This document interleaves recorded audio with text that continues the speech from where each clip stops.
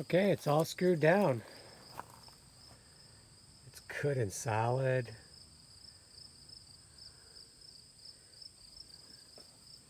Put the Z-zip on it. There's their zip. So that's baking in.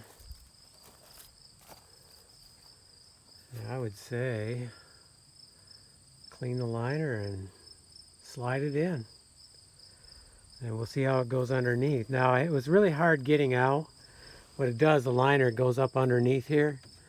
And we had to get the front out was really hard. But I'm thinking the front had dropped some because the cross piece was gone. Therefore, the tabs are only supposed, maybe they're only supposed to stick up like 1/8 of an inch.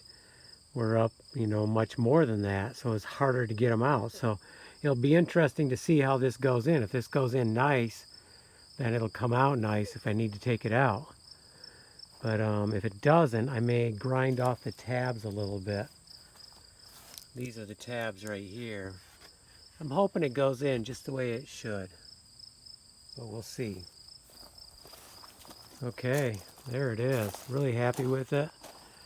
Now I do want to do a bunch of cleaning underneath. I was going to take the whole bed off, but I've decided I'm probably not going to do that. I'll put the truck up on those little ramps, and maybe I can do a bunch of cleaning under there and then Z-zipping it. But from the top side, looking great. When you stand in there, it's solid, so it'll handle firewood no problem.